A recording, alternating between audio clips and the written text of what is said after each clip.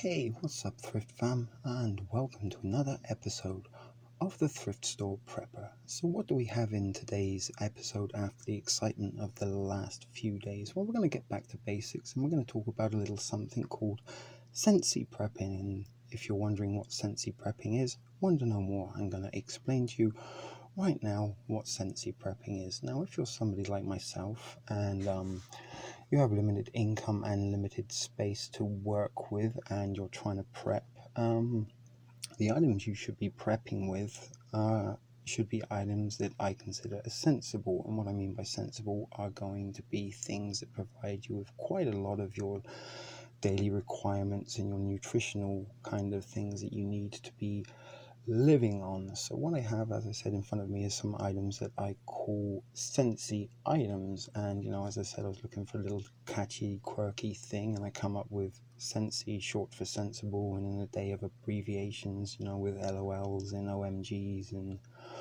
rolling on the floor and all the other stuff that goes along with today's quick, fast-paced culture. I thought, let's abbreviate sensible to sensi, and also maybe for the sensimelia attachment, it might attract some clicks. So let's get into what we've got on our table here. And as I say, they are very familiar products, and with the exception of the yellow cans, which come from the No Frills and are the cheapest possible items available like this.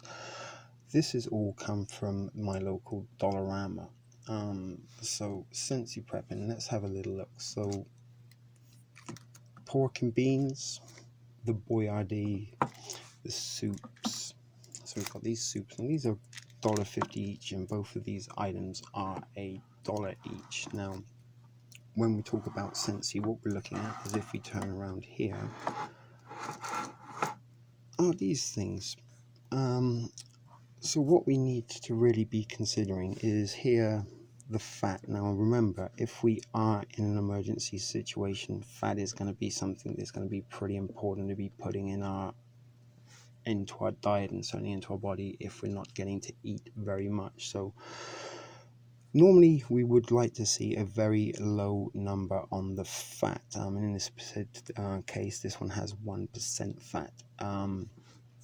But you need a little bit of fat in your diet if we are in an emergency situation, or if you're just living off of one can a day. But what we really need to be looking is down here, where your vitamins, your calcium, your iron, your proteins, your fibers, and your carbs are. So we can see, for example, these soups and all of these items actually contain a carb, a veggie, and a protein. So this is why they are sensible. They're getting 3 of our requirements a day. So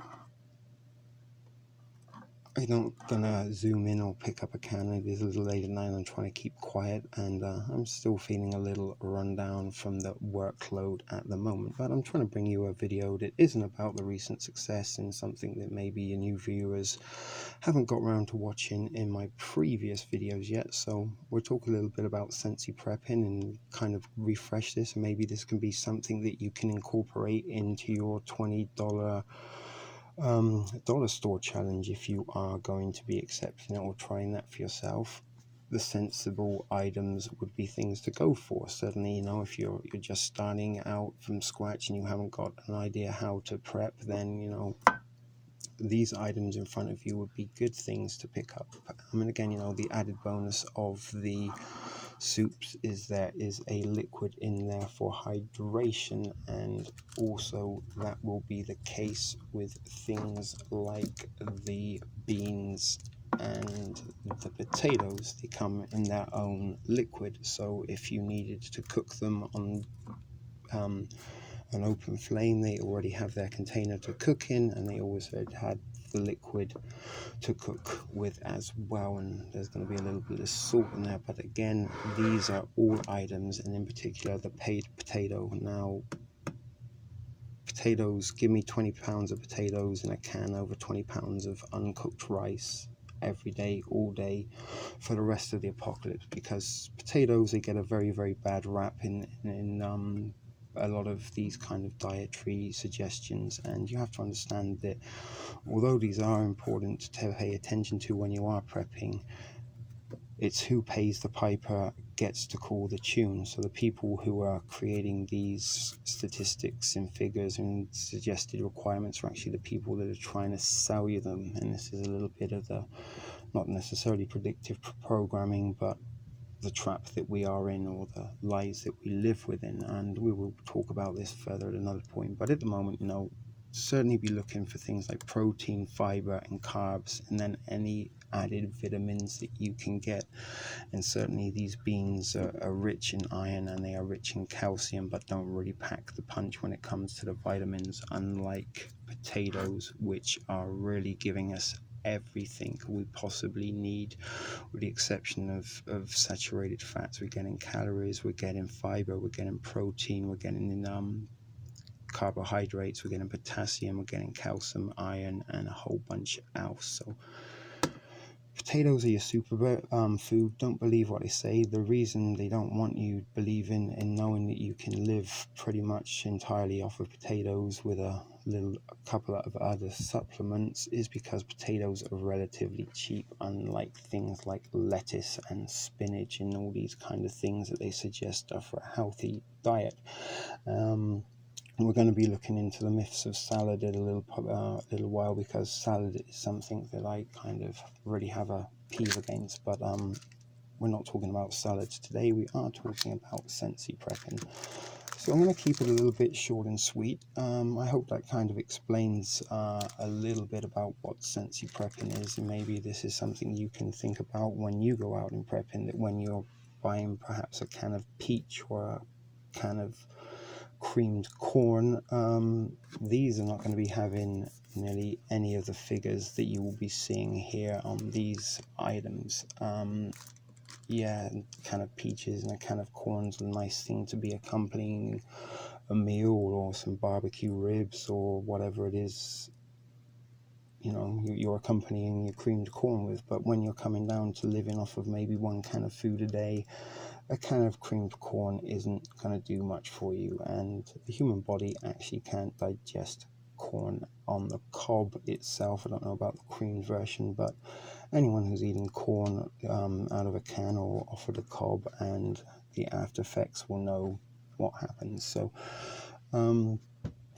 things like this would not be considered sensible, because they aren't giving you really anything for your buck. And this is what we're talking about. If you've only got a buck to spend, you want to get the most out of that buck. And although these are $1.50, everything else on this table here is around $1 mark. The beans are actually less than $1.